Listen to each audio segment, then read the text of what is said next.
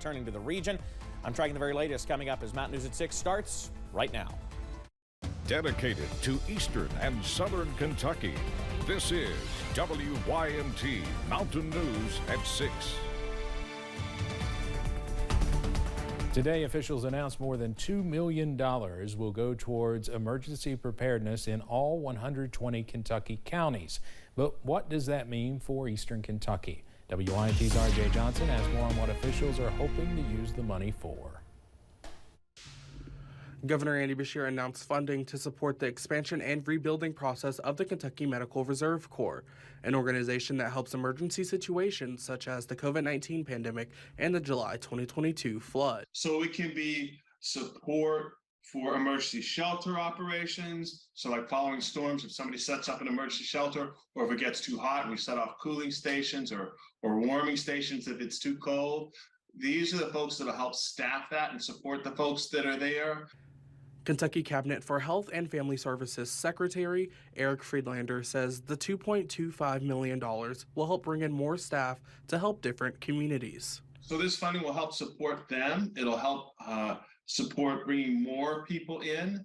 It will help support coordinating that in a better fashion in Kentucky, which he says will help in future emergencies. As we respond to some of the things that we've seen, like flooding, like tornadoes, like pandemics, like ice storms. So as we respond to things like that, this group will be able to come in more quickly and we'll be able to bring more of them to help communities respond. Friedlander says this is still under development, but hopes to help as many people as possible. RJ Johnson, WYMT Mountain News. Friedlander says they will work alongside health departments, making sure they have the means to help as many people as possible. Smoke from Canadian wildfires is impacting the air quality here in eastern Kentucky. Officials with airnow.gov say the air quality index in Hazard, for example, is 152. That number is considered unhealthy. Officials say some people may experience health effects from the poor air quality. People with existing medical conditions are encouraged to limit outdoor activities. Then there's certain precautions we need to take. Individuals with asthma, COPD in our area, individuals that suffer from black lung or have heart disease should really be concerned about being outdoors for extended periods of time. Scott Locker with the Kentucky River District Health Department says using a HEPA filter when running your air conditioning indoors can help decrease the number of pollutants. He recommends people who have serious medical conditions may want to use an approved N95 mask when outside.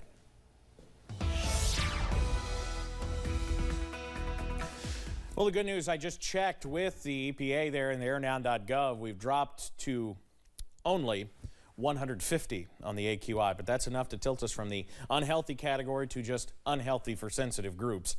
Either way, I mean, look at the shot here from Buffalo Mountain.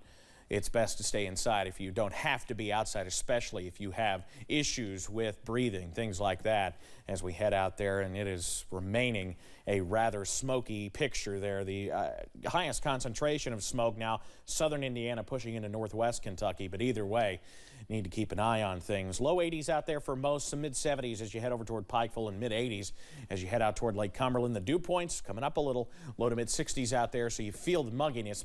Your forecast first this evening, we continue to see those temperatures drop into the mid 60s heading into the overnight, but we need to pay attention to tomorrow, a first alert weather day in effect for the potential for a complex, in fact multiple complexes of strong to severe storms. One Thursday midday and into the afternoon in the Cumberland Valley, and then potentially again on Friday. Damaging winds, even the possibility, the smallest possibility of an isolated tornado, but damaging winds are the main threat with any storms that do form. I'll detail the latest in just a few minutes. Steve? All right, Evan, and this reminder, whatever happens, you can always stay weather aware with the WYMT First Alert weather app. Just scan this QR code to download or get it in your app store. It will give you all the latest watches and warnings if those come in, and radar even if you lose power. Survivors of the July flood 11 months ago today say they are grateful to have their campers, but are ready to have a permanent home. In Knott County, there are still 9 families living in campers at My Maid Adventure Park. WYMT's Madison Carmouche talked to one family with a unique circumstance. Sasha Gibson, her partner Ryan, and their 10 kids have been living in 2 campers since last September. It's chaos. We're living in chaos. The family of 12 is anxious to get a permanent home after seeing some of their camper neighbors come and go.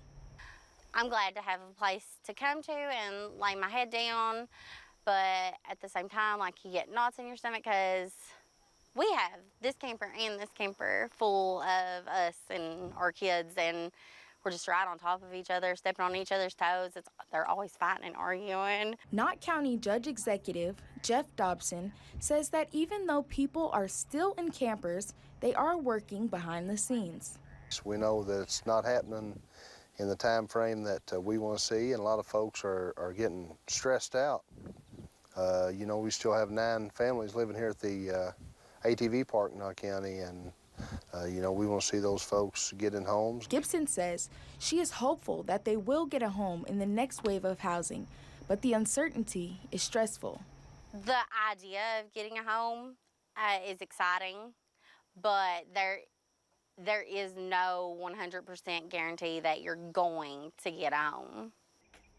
In Knott County, Madison Carmouche, WYMT Mountain News. The families affected by the flood have case managers who are encouraging them to apply for different grants and housing opportunities. Severe flooding also impacted portions of the Big Sandy last July, but now one family is close to returning to their home.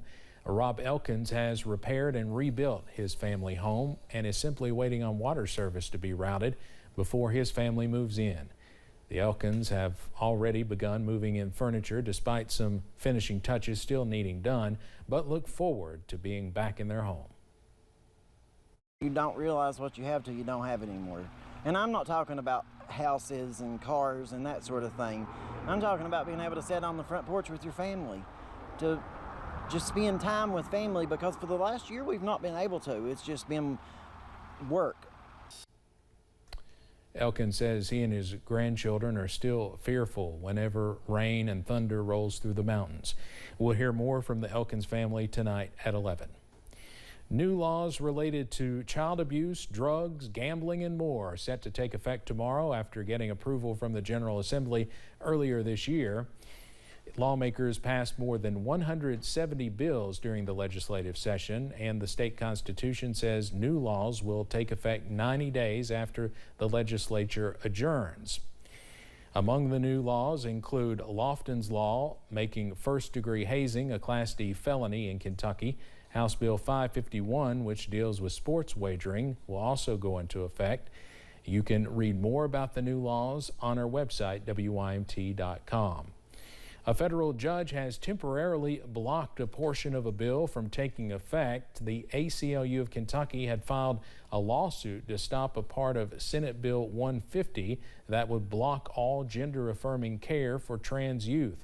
A group of plaintiffs, including 7 transgender minors and their parents, filed the motion.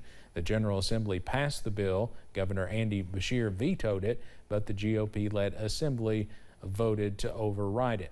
That bill was also set to go into effect tomorrow. The family of a suspected Eastern Kentucky murder victim is holding a news conference tomorrow afternoon. Police found Amber Spradlin's body at a home in the Martin community earlier this month. Her family members and friends believe she was murdered, and police have said they suspect foul play. Some have been criticizing how investigators are handling the case and held a protest last week demanding justice for Spradlin. Earlier today, Prestonsburg police responded to media requests regarding 911 calls on the day of the suspected murder. Officials say in part, quote, the Prestonsburg 911 Center did not at any time on June 18th or in the days leading up to the June 18th receive a call, 911 or otherwise, from Amber Spradlin. They also add in part, quote, any and all records have been produced and forwarded to the Kentucky State Police and on to the Floyd County Commonwealth's attorney, end quote. Officials with the London Police Department say a woman was arrested after driving under the influence.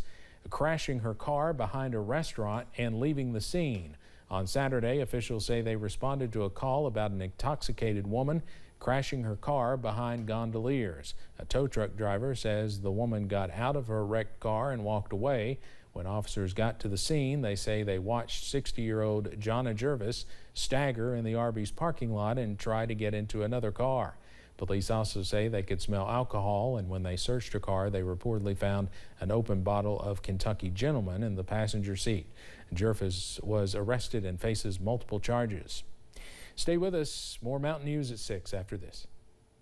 WYMT News app offers alerts on breaking stories as they happen. Customized